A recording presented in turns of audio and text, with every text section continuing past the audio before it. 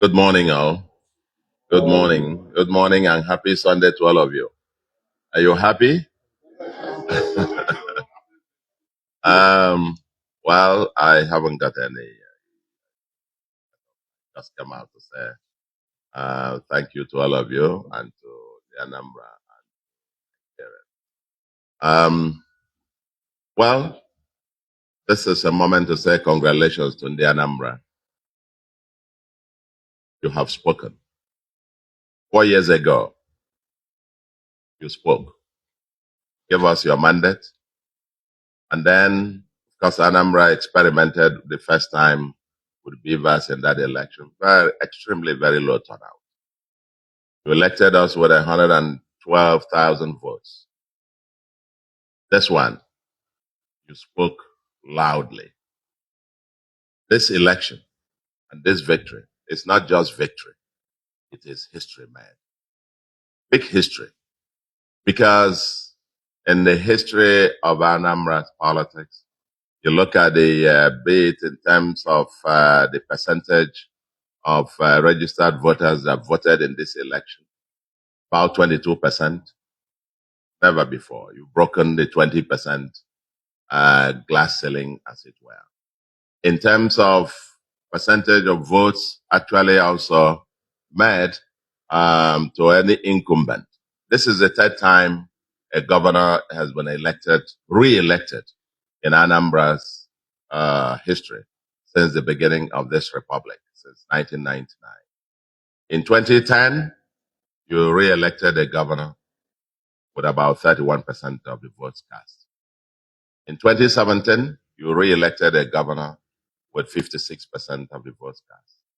In this one, you were very emphatic, very, very emphatic, by re-electing a governor. Yours sincerely, and my deputy, Dr. Onyeka Chukwuibezim, with 73% of the votes.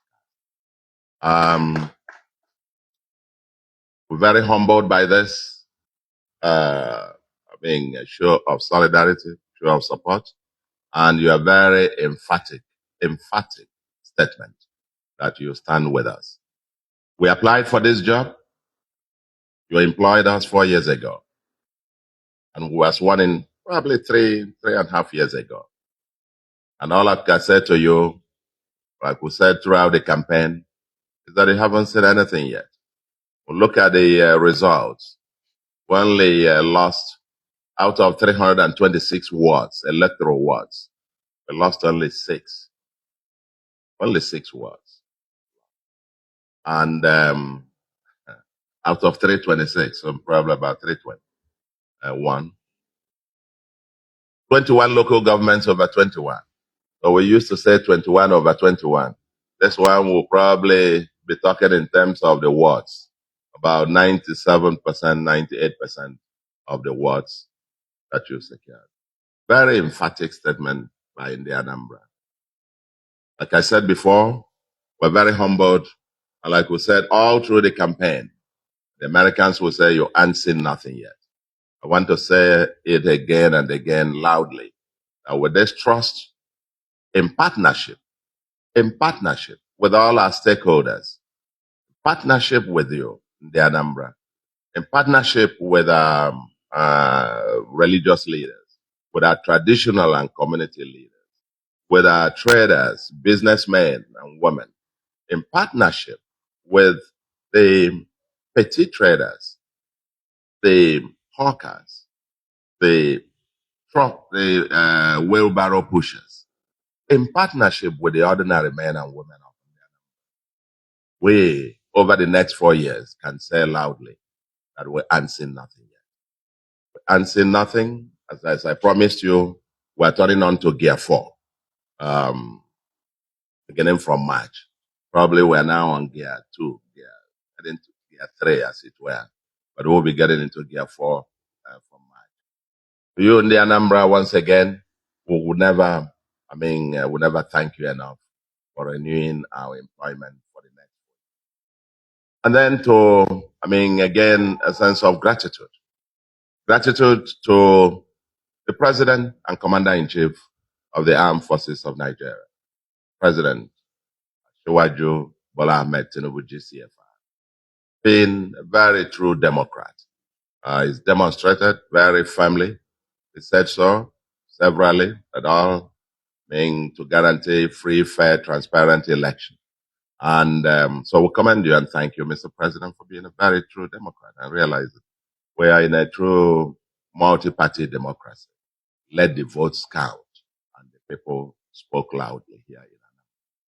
To the Independent National Electoral Commission, I must very specifically thank you. And thank in particular the new INEC chairman, Professor Joash Ojo Amopitan, SAN. This is your very first outing. As the saying goes, you don't have a second chance to create a first impression. And I am very excited that your very first impression is a very emphatic one. INEC delivered, and I must say, put it on record, that since I've been participating actively in the electoral process here in Anambra, particularly since maybe 2017, when you started, experimenting with technology, every election here in Anambra has been getting better and better and better. And it is fair to say that this is the best that you have organized so far in Anambra. The by-election in August was super, and this is even a massive improvement even on that. And I therefore thank the new leadership, the leadership of INEC, all the national commissioners, the resident electoral commissioner, and all the recs that came for the election, the directors, the other staff of INEC that actually came through. There were all manner of propaganda and rumors. But some people haven't written results and they were going to swap results. They were going to do this. Aside from one or two, cases of maybe some coalition officers who made away with the result sheets were eventually being handed or gotten substitutes. I think the election was a resoundingly free, fair, transparent, and I'm sure very credible. So I appreciate INEC and say, may this be a foretaste of better things to happen, to continue to happen in our electoral system. Let me also particularly appreciate the ICT department of INEC, because by about midnight yesterday, they had uploaded more than 99% of the results from the polling units on the IREV, which is quite unprecedented. And I want to particularly single that out for commendation, because everybody was then downloading the results real time and compiling, so that by midnight, we already knew where this result was headed. So INEC, kudos to you, and may Anambra continue to win. It's the foundation to our democratic system.